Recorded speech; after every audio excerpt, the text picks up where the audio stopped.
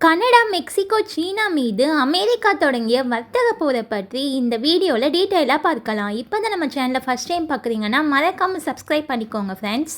Mexico கனடாவுக்கு 25% வரினும் சீனாவுக்கு 10% வரினும் தனது வர்த்தக போரை அதிகாரப்பூர்வமாக அறிவிச்சிருக்காரு அமெரிக்க அதிபர் டொனால்ட் ட்ரம்ப்.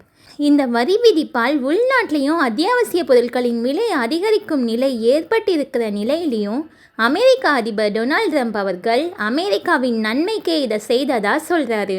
அமெரிக்காவில் அதிக அளவு பொருட்களை இறக்குமதி செய்யும் நாடுகள் பட்டியலில் சீனா, மெக்சிகோ மற்றும் கனடா நாடுகள் முதல் 3 இடத்துல இருக்குது. அமெரிக்காவிற்கே முன்னிலை என்ற கொள்கை அடிப்படையில் இந்த நாடுகள் வழியாக வரும் சட்டவிரோத குடியேறிகள் மற்றும் போதைப் பொருள் கடத்தலை தடுக்கும் நோக்கத்தோட இந்த கூடுதல் வரி விதிப்பு நடைமுறைப்படுத்தப்பட்டதா அமெரிக்க அரசு தெரிவிச்சிருக்கு. உங்களுடைய கருத்துக்களை கமெண்ட்ல தெரிவியுங்க.